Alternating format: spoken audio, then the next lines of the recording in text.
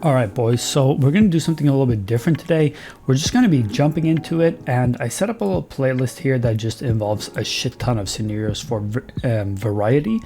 And the point is for me to play all of these, sort of explain my thought process, explain why they're good and why you might use this one and not this one, and for their specific issues and everything. But we're just going to be playing, and whenever I have a comment, I guess I'll just cut to that part, and yeah, that's it. So this is a really good Pokeball scenario. I actually love this one. And the reason why it's a really good Pokeball scenario is because it's slightly larger and it has a varying angle. So it's not only these wider flicks or medium flicks, but it's also these close flicks.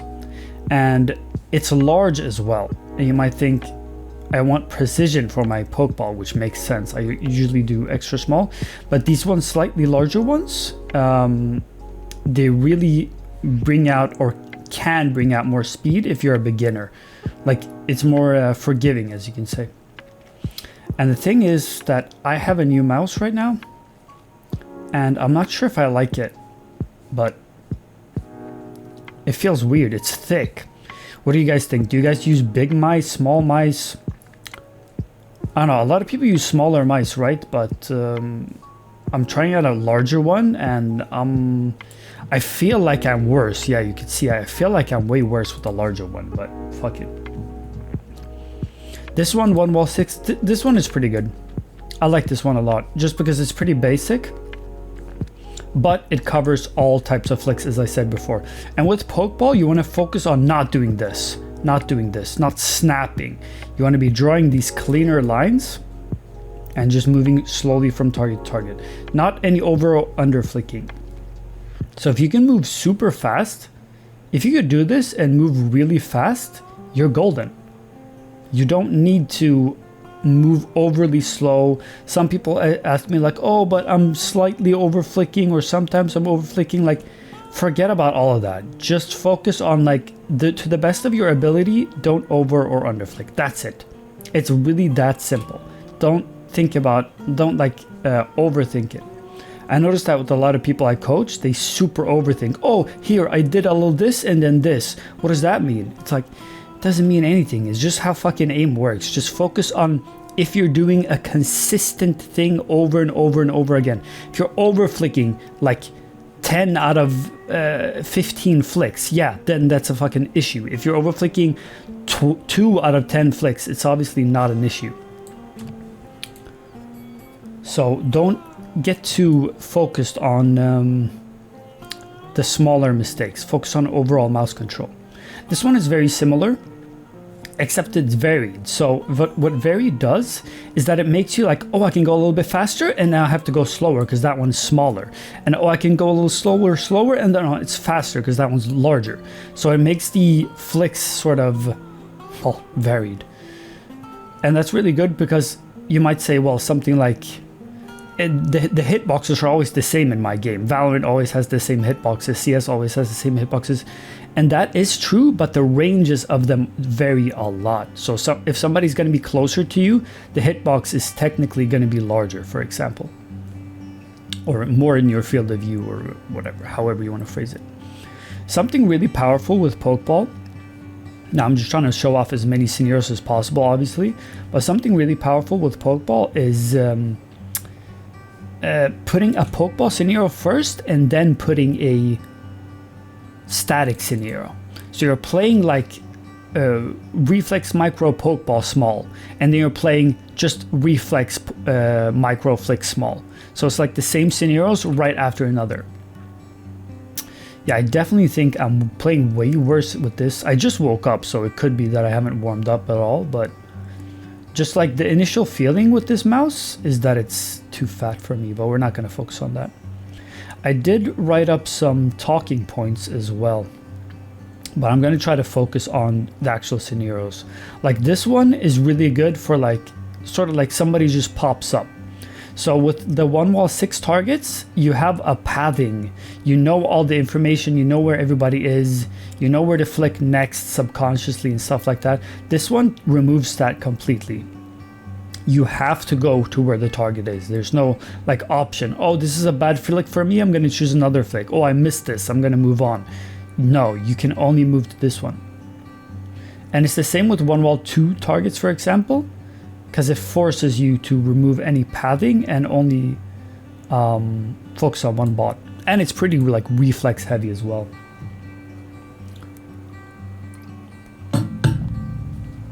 So this one is a basic, like sort of for micros, for micro scenarios, but it's always like, you notice how I'm flicking with these and then I'm doing a little smaller adjustment, and that's exactly what we want. Or not necessarily what we want, but it tells us that it's what we need. So if you're doing this and you can feel yourself like micro adjusting or having to micro adjust, then you need these closer, more clustered types of scenarios. I used to be so good at these, but then I picked up COD. Like whenever I stopped playing CSGO, because your skills don't get as trained as when you're playing a game. And I talk about this a lot with people I coach. Like if you don't play Valorant, your static isn't going to be as good as if you play Valorant and aim train, because you're hitting static constantly in Valorant. If you're playing static and then you're playing Overwatch, that skill isn't being used as much, if that makes sense. So the reason we have two versions of that scenario is mainly just to show them off, but it's to now that, again, with the one that's reflex one that we said that was one target, this one forces me to only go to one bot. There's no option. I can't just switch bots.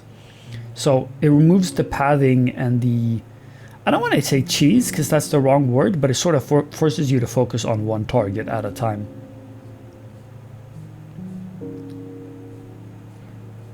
These guys are kind of far apart, so it's not like super micro heavy, but I think it's a really good scenario either way.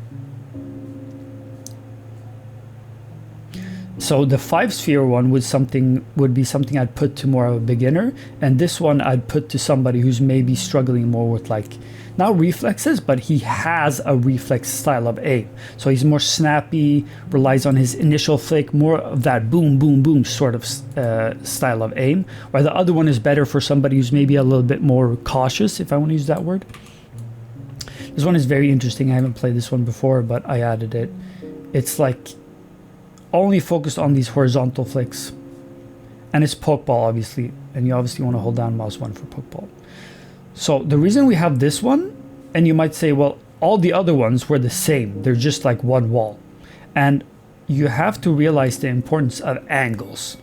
It's not that these flicks, people say that, oh, this is how you flick in Valorant. Like, no, the ground is upside down. Somebody's on a box. Somebody's jumping. This isn't how you flick in Valorant. Like, yeah, there's a lot of these flicks, but there's not like this is the only flick that exists. The reason we have this is because we're switching up the angles, switching up the motion, switching up how we flick. It's 3D, it's not 2D. And you have to realize that variety is super, super important. You can't just be spamming the same scenario, because in game, there's a million different scenarios that can happen, even if you and him have the exact same positions. You know what I mean? Which is why something like the one-on-one technique works a lot, because it gives you so many angles. Like you could play a tracking scenario and get like 10 different angles. But if you're just playing a normal scenario or normal playlist that's 3x3 or 5x5, you're getting a lot less angles, but you're hyper focusing on that scenario, obviously, or that style. Which is like better for more advanced people, right? Because they need to fine tune like all the smaller details in their aim. They don't need something crazy. That's what I think anyway. Some people think the opposite, that a beginner should spam a scenario to really learn it, which does make sense in a way. It's just, in my experience, what has worked for most people is more angles. Or for most beginners is angles. And for more advanced people, it's more spammy. But everyone's different. This scenario is very good if, well, fuck it, let's just move on then. Because this scenario is sort of similar, except it's way more reflex heavy. So it's almost like ball sheet, which we'll move on to soon. It's just like flick, flick, flick, flick, flick, flick, flick. And there's all these smaller flicks. So it gets you into the habit of moving your mouse as fast as possible when the balls are very close to each other. And this could really force you, if you struggle with the end of your flick. So you're flicking once, the initial flick, and then the extra little micro adjustment. If you struggle with that one, this is very good. And if in game you don't react, like you shoot next to the target, this is also really good. There's a multitude of factors to why that could happen, but this is a solid thing that you can do to assist it. So the idea of these are really to just keep them as unedited as possible. Like even if I mess up or do something, I'll just keep going, basically. I do need some water though.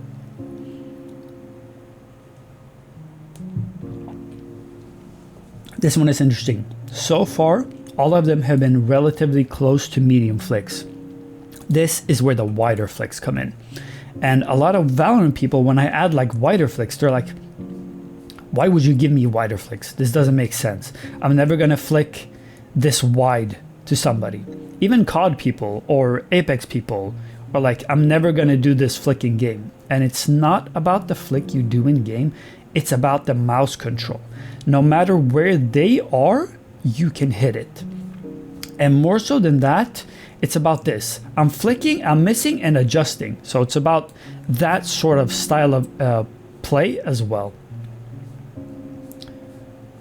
It's also like these flicks do for sure happen, and instead of just hyper focusing on one sort of flicks, you want to attack every single angle. Because I've learned that the human brain learns quicker than you think. Like you give something 3 runs and it sort of understands it. You give it 5 runs and it's like, all right, I get it now. 10 runs, well, not a lot of scenarios with 10 runs. But that's the thing, like some people learn from 1 run, some people learn from 10 runs, some people learn from a gazillion runs. Like there's people out there who I've seen have amazing aim, and you know what all they do? They boot up aim labs and they play grid shot for a full hour. That's all they do, and they have amazing aim. So who am I to go and be like, you need more angles, you need to do like this? If something works for you, then keep doing that. It's all about finding out what works for you, and literally nothing else matters. But it's also important to remember that it's like beginners. If you're a beginner and this works for you, it doesn't mean that it'll work for you forever. This scenario is super good. It just forces more speed than the other one. And because we're forcing more speed, you might be able to tell I'm doing more mistakes. And because I'm doing more mistakes, I'm doing more adjustments, which means that I'm learning quicker. So there's a mix between having scenarios that allow cautiousness, or what's the word, English word for it? Scenarios that like encourage cautiousness, and then there's good scenarios that that just want you to flick, go as fast as possible, boom, boom, boom, boom, boom. And it doesn't matter what happens or what you do, because there's strength in both of them, which I want you guys to understand. There's no such thing as right or wrong when it comes to this, only what's right or wrong for you.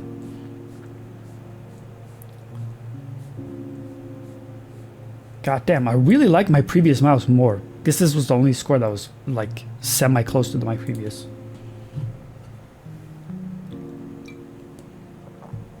We're moving into TS. This is very interesting. Large bots. Now, some people might say, this is so easy. I give them this scenario and they're like, dude, this is so easy. Why are you giving me this? These bots are so hard, blah, blah, blah. 2 things I look for. How do you handle your lines? How are your lines when you're being pressured for speed? When you can't be cautious, how do you flick? And that's your rawest form of flick. So you might say, this is super easy, but as you can see when I'm doing it, and I don't like this mouse, but whatever. When I'm doing it, you can see that it doesn't look flawless, but it feels easy for me, which I want you guys to understand. You might feel it to be obvious, but when you watch back your VODs, you'll realize how flawed you actually are. It's also about forcing that push. Some people need that push, Some of people need to be forced to push themselves, basically. And not everybody's like that, but some people, they'll do like this. And stuff like this is really good to sort of get them out of their comfort zone, sort of. So this one is sort of the same, except it's more accuracy. So now you're forced to be quick, but forced to be accurate at the same time, because the bots die so quick. I talk about this a lot. Play low TTK shit, because low TTK shit is just flick, flick, flick, flick, flick, flick, flick. You can see how that's beneficial, because you're just spamming a motion constantly. But if the bot has like, I don't know, 5 health or something, then you're going to be staying on him for a little bit longer, and there's nothing wrong with that. That's a good thing, but it's just a different angle. This allows me to just move as quickly as possible. And what did we learn from the previous one? When I move quicker, more of my flaws come out for most people. Some people handle speed really well, and they don't need these type of scenarios, which is something I feel so many people or so many coaches do not understand this simple fucking concept. Sorry for cursing. It's not about what works for the coach. It's about what works and what the person, the guy you're coaching, or what the people watching, what they need, right? It's not about like, this scenario is so good for me, so it's going to help the other person. Like, no. Does this person struggle with speed management? Does it expose his flicks? Then you put something like this in. Does he not need it? Does he have solid speed already? No, then he needs more precision. It's not about I for BK need precision, I for BK need this. You know what I mean? And so many coaches, you will not believe, so many coaches, probably all that I've seen, only think that way, which I think it's a problem with the entire aim training community. Only what works for them is relevant, and not what works for this person who's struggling with X issue, you know? Bullshit. A lot of people don't realize this scenario. This is just pure speed. Even if you shake, even if you just do this, what I'm exaggerating right now, just do it. It's just about reaching the target as quickly as possible. And it really works your micros, it really works your pure reflexes. It's super fucking good. If you don't believe me that this is good, and you need speed, this is what I want you to do. Play 3 runs of this, and then play a static scenario, and you'll be like, oh, I get what you're saying now. And maybe some of you, this is what I mean. Maybe some of you will do that and we're like, oh, this doesn't work for me. What is this guy talking about? Yeah, then you do not need speed. Then your micros are probably okay. Then your reflexes or handling of reflexes are probably okay. It doesn't matter that this is, it doesn't mean that this is wrong. It just means that you do not need this. Test everything out. Try everything out. That's my #1 tip. Forget about what anybody says, including me. Even if it makes logical sense or doesn't make logical sense in your brain, try it, play it, see it, experiment, and don't stop until you get what you want, and that's good aim. This is super good. It just allows for more speed because it's 2-1, 2 targets. It's bullshit, but it's just 2 targets. That's it.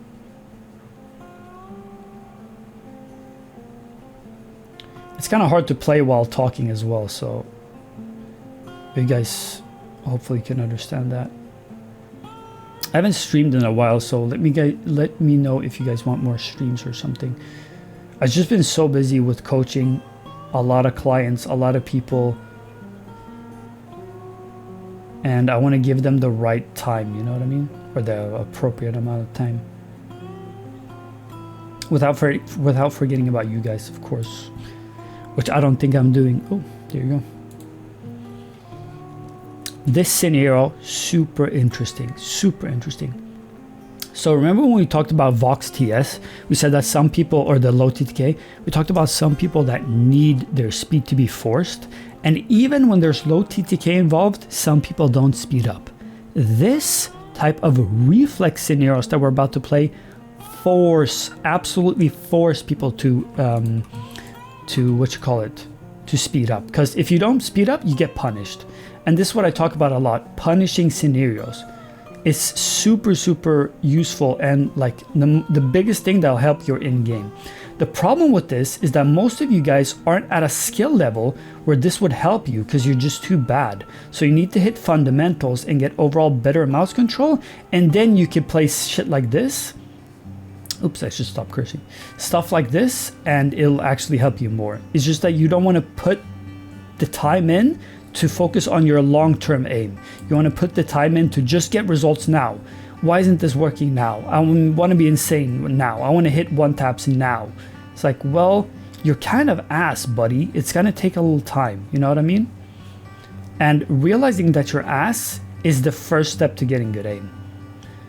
Every single person I coach, and I do mean every single people, I've probably coached fucking over 500 people or something, and all of them have incorrectly, except one or two, identified and overestimated their aim by a lot.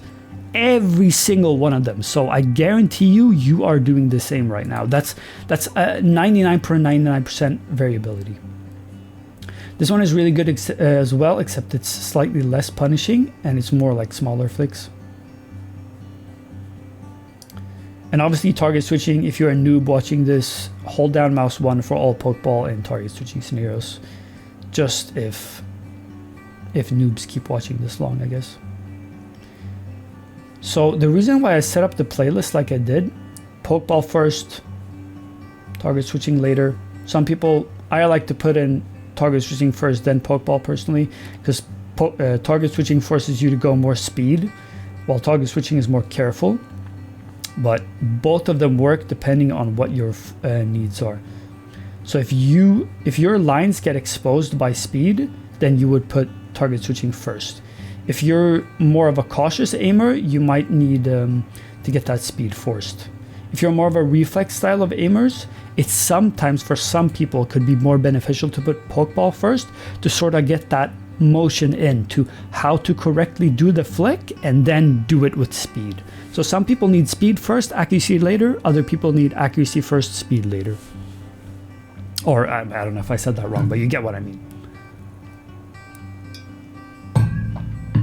All right, so Tabby switch, which one is this? This one is really good. Slower TS work another style. If you're struggling with completing the kill, slower TS is your move because it gets you into the, not habit, but subconsciously it's like an easier version of normal TS. So it's like sort of practicing TS just easier, and it gets you into the habit of flicking and tracking smoothly. It also allows for more snappiness. So some people have snappy aim, but they have bad lines, and this would be something I'd give them. If you have snappy aim but bad lines, remember that. Not everybody has snappy aim. Some people think they have snappy aim, but they really don't.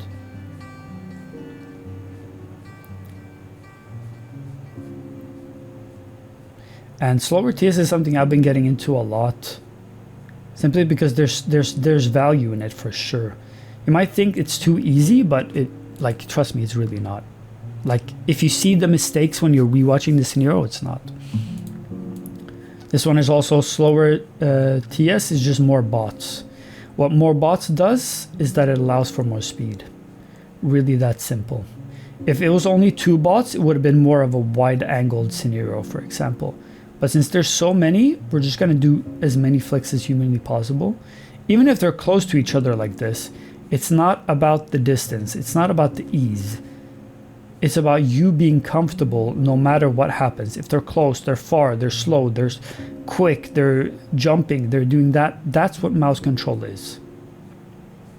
No matter what you or them do, you can hit them and track them smoothly. That's all. So when you realize that, you'll stop thinking about like Valorant is static and COD is target switching. You'll start realizing that it's all sort of combined. These fields only exist because we made them up. In reality, your aim is just your aim. You know what I mean? Your brain doesn't have a separate part for static or target switching or something like that, right? This one is really good. Same shit with the clustered, except the bots take a little bit more to kill and they move faster.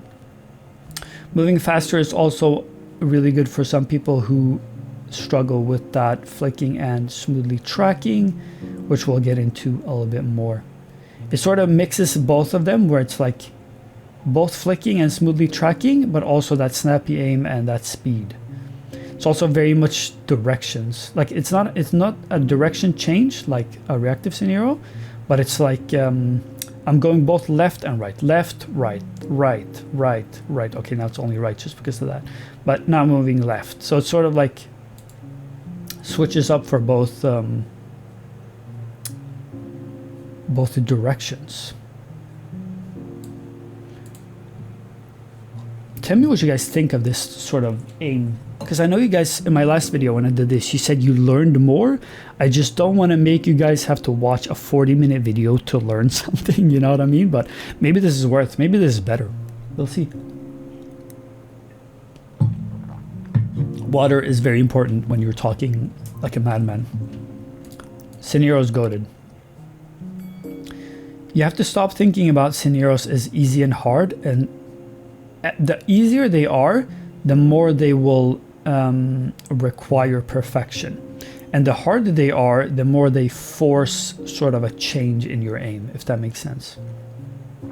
So if the scenario was super hard, I'd obviously make a lot of mistakes, which would like force my body to have to adapt. But if they're easy, they're doing less mistakes, but sorry, if they're easier, it's easier. Oh, I can't talk. If it's easier to hit them, that means that it's easier to reach the target, which means that I speed up. And when I speed up, then more mistakes will happen. So there's value in easy scenarios, there's value in hard scenarios. And that's very important to remember. I sort of feel myself getting a little bit more warmed up, but god damn it, it's hard to, I forgot how hard it is to talk and aim train at the same time. I haven't streamed in a while, so I guess that's why. Similar scenario, just larger and requires more tracking, which a lot of people don't understand. What's the value in flicking and tracking?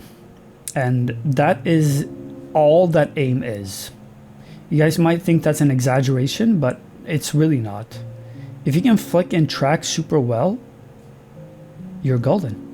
Think about if you have a target in Valorant, a head, and he peeks you. If you can flick him and track his head perfectly, like what else do you need? You don't need to have snappy aim if you can flick and track consistently. It's just that that's a pretty hard thing to achieve. But it's easier to achieve than having constant snappy aim and constantly having perfect lines to hit that initial flick. Because that initial flick will falter, but a lot of people just have that sort of reflex style of aim naturally. This one is very similar as well, except it's way harder. Flicking and tracking, flicking and smoothly tracking. Except we're focused on more of a head-shaped bot. And I want you to notice how I set that up. I set up the low TTK to push my speed. I set up the, what the fuck did I set up? I forgot how I set it up. But think about, I want you guys actually to think how I set it up. Why did I play this one, evasive, oops, and then smooth bot TS? Why didn't I do it the opposite? So think about that and think about why, and if the opposite way could be beneficial for you. Maybe some of you guys noticed I don't have, well, I'm going to talk about this scenario, then I'm going to address the audio thing. So this scenario is very similar to the previous one, except one major difference in that it moves faster and it has switches in direction. It's almost like a smoothness and a reactive and a target switching scenario all in one, right? Which is really interesting. The cat benchmarks. God damn, I'm playing bad. Maybe I should have like kept the old mouse for this, but fuck it. Now we've recorded, now we've done it.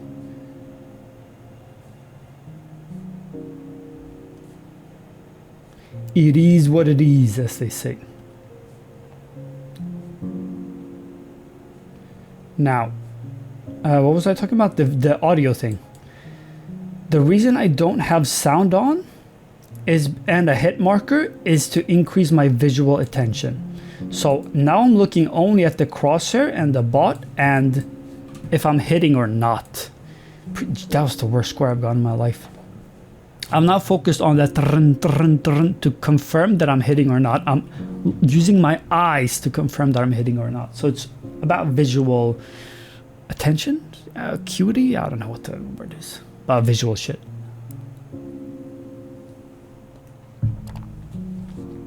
Shit's hard without a script, man. This one is really good too. It's just like smaller movements. So it's more like a micro track type of scenario.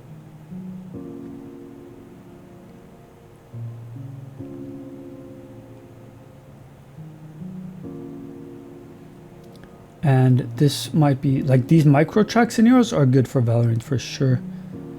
For obvious reasons. It's just that it adds the flicking and then the micro tracking as well, which is powerful. And it's all inside of your field of view. A lot of people don't understand that there's wide flicks, then there's close flicks, and then there's flicks that are outside of your field of view, which are more like 360 style of scenarios, which all of them have a purpose and all of them have a benefit. It's just about which one you need right now. Simple as that. I think it's after getting like worse scores consistently in all of these scenarios, I can definitely tell that this is not my mouse. Oh, that's funny. Well, we did have a high score in one of them, I think. But that's whatever. So you see how these flicks are outside of my field of view? There's power in that. Because I'm flicking and I'm not sure where the guy is. And I have to adjust on the fly. Like, there might be a guy here, right? I have to flick, and while I'm flicking, now my eye is looking at that guy. So while I'm flicking, my eyes have to catch him. Which is very powerful.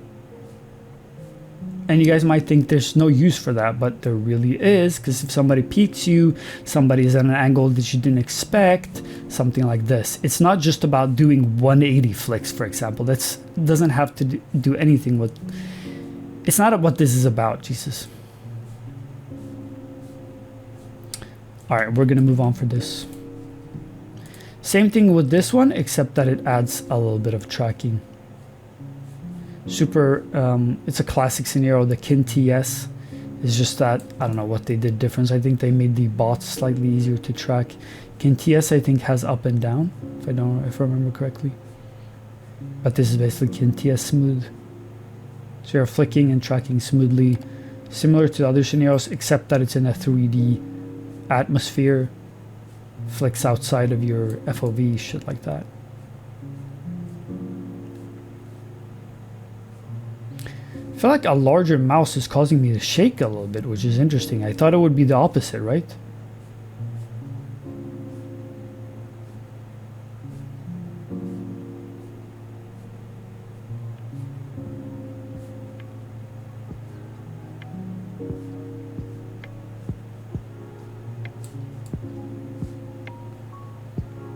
Maybe I should move on when I don't have anything to say about the scenario. We're gonna change our crosshair just for this one, because this one is very small, or is tiny basically. Super good. Now we're moving on to static, by the way, if you guys are interested. This is like the micro adjustments, except it's discipline. You might think, what is discipline? You saw how I missed a shot and it didn't refresh, didn't reload my mag. That means that if I miss 4 shots, I'm fucked. And that will really make me, which is why I'm talking less now. Oh, I just messed up. See how long it takes for it to reload? So I really want to focus up here and not miss my shots or throw my shots lightly in the air, which is really hard to, it's hard to focus up on stuff like this and talk. Well, so now this feeling that it sucks, like, oh, I didn't do that, is something powerful and something you want to replicate. Punishments, mistakes, all of that shit. It's not good to have like only scenarios like that, but it's good to replicate it. Now, this is what I wanted to move on to. Where's that scenario? This. You might think this is useless. What is this? This is so easy. Why are you adding this? It's so dumb. No, it's not. How do you handle clicking under pressure? If you cannot hit this target quick enough with your raw reflexes, how do you then expect to hit a very small head in CSGO, a body in Apex, or some have a good first shot accuracy in Overwatch? How? If you cannot hit this stuff quick, you cannot hit the smaller stuff quick. And as I said with the other stuff, some people need this forced they need their speed really forced. They need to be like, oh shit, I have to move fast. And it's 30 seconds too, which is really powerful because it allows for like full speed. You don't have to sit here for a full minute. You just play 30 seconds and you can really focus up. That was a bad one. And it's the same thing with this. People meme on grid shot all the time, and I get it. I get why you meme on grid shot, because some people think that this is all that they need. But if you need speed, this is all you need. You know what I mean? It's a popular and a good scenario for a reason. It's just not good if you don't need speed and you're not at the stage of your aim where like the speed push is required. Maybe you're at the stage of your aim where you need to focus on clean lines, then of course this won't help you. But if you're at the stage of your aim where you have clean lines and you're like, you know what, I really need speed because I'm doing things cleanly, I'm taking too much time in game, then stuff like this is what you need. Absolutely.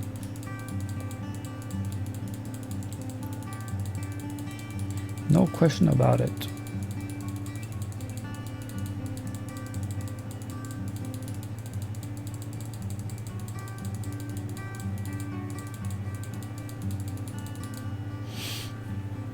Such a bad score. I need speed. I know myself, I need speed, but it's just that I don't play static anymore.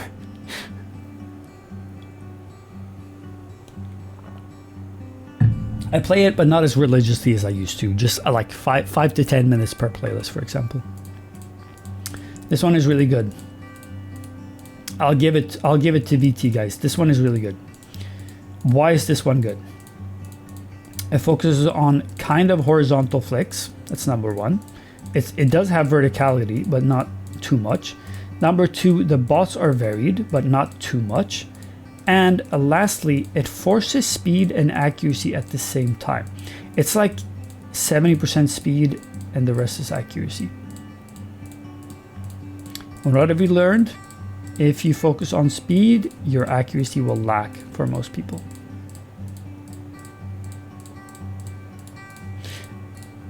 And a lot of people would have switched like FOV, switched sense, switched crosshair theme, if they're playing static and then target switching and then tracking, whatever. I don't, I'm too lazy. I'm too lazy and I'm not interested. If I'm doing a mistake on this FOV, I'm going to be doing that mistake on another FOV. You know what I mean? This is a very interesting scenario. You'll notice why soon. So you guys see, it's just two targets, right? It's just two bots. It's just kind of wide flicks. Yeah, but you see those bars at the side? Wonder what's going to happen soon. Stick around and find out. Look, now it switches. And it'll keep switching, giving us a different look all the time.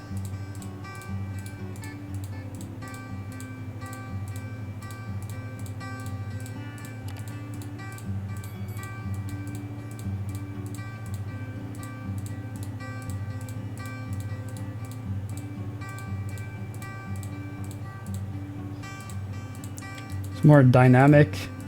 I don't know if I have dynamic in this playlist, probably not, but it's really good for flicking and then just adjusting just a little bit with tracking, getting into the habit of doing that basically. Exact same score, that's funny. VBR. Vibrations, I think that stands for. Very interesting. What did we talk about just now? It shakes. It does slight forms of shaking. And what that does is that, oh, I'm on target. No, you're not. It just shook away. So you have to really confirm that you're on target before clicking.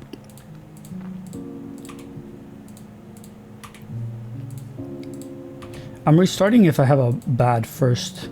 If the first 5 seconds are bad, I'm restarting, and sometimes I don't care. Now I'm restarting way too much. Now I'm just going to ignore it. No matter what happens, I'm going to ignore it because I restarted way too much. But yeah, flicking and then just doing that little slight micro adjustment. But it's not even about that. It's about confirming that your micro adjustment is accurate. You know what I mean? Plus, look, I miss a shot, I'm being punished. I missed 4 shots, I'm being punished.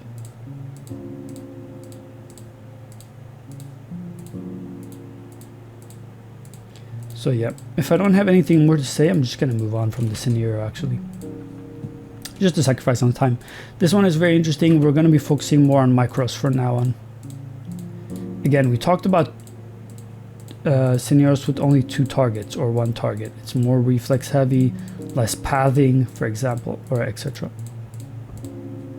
Now, the difference between doing this in a Pokeball scenario is that Pokeball is more about lines, more about that getting that subconscious snappy aim. This is really about when do I click or not. People think this is about flicking. It's really just about when do you click and when do you not click. And you can see how that's important in every single game, no matter what. Even if you're playing COD, if you're clicking at the side of your target, that's a bad sign. So this is just another angle sort of further away. And more bots, obviously. So you can see I'm hitting a lot of different angles. Obviously it's meant for me to hit a lot of different angles. But realize if you're the type of person who needs angles or doesn't.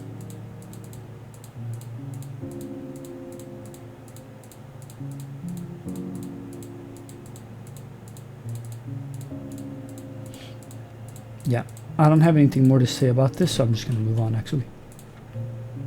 This one is interesting too. You might say this one is very similar to that one, and you'd be absolutely correct.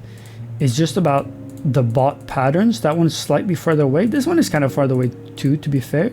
Probably didn't have to add this one. But I felt this one had more of a snappiness to it. This one is slightly closer.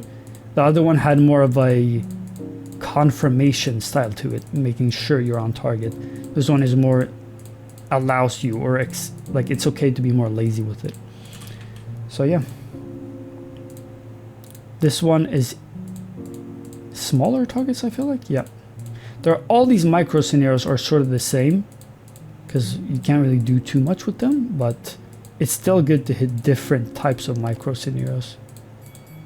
And that's the thing, when you're building your, if let's say I take a static scenario or a static playlist, don't just add a bunch of playlists together randomly. Structure it. The first part might be wide wall.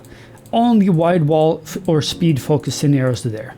The second part might be micros. Only micro scenarios there. And the third part might be normal, you know, 1 wall 6 target style or something like that. Or do it the opposite. Do extra small scenarios first if you need accuracy, and then do speed, and then do pressures type of shit, for example. So always structure your playlist in a good way. I think these are all the same. We can comfortably move on from these. These are the last scenarios in my static playlist actually. So this one is just slightly wider flicks, I think. Yeah. Then you have the Valent Blown tabs. Super good. This one really punishes accuracy if you miss. So you really want to hit, because if you miss once, your score is like bricked up, you know. Now I just missed twice just because of that. So I'm going to focus up on not missing. And it's good because it's a square, and a square almost makes you move faster. This one is interesting. There's something called shrink, right? And that goes from large to smaller targets. So the more I shoot this bot, the larger it'll become. But this is reversed. So most of these scenarios are the large bot, and the more I hit it, the smaller it gets. I asked Williker, you might know him in my Discord, or a YouTuber, to make this scenario for me, specifically for Static God. And because I want people to have accuracy and then speed, accuracy and then speed, instead of speed and then accuracy. So everybody learns differently, right? But I think this is, see how the bots are going to go larger? Because I'm getting into the habit of flicking accurately, and then those accurate flicks will then translate into the same level of accuracy when I'm pushing speed. But again, some people need the opposite. If you're one of those people, or rather include both. Include all sorts of angles. I'm just going to complete this just because of fun. Just for fun. I'm going to take the outro as well. Thank you guys for watching. Tell me if you guys like this sort of stuff. Maybe you didn't. Maybe you felt like it was too long and he was babbling and he couldn't follow along and stuff like this. Then do tell me and do update me how you felt. Sorry for sucking today. New mouse, all of that. I don't think this is my mouse. I'm using the Lamzu. Maybe not for me. Who knows? I'll give it a couple more days though. Thank you guys for watching. Appreciate your time. Do consider joining my Discord and getting professional aim coaching done.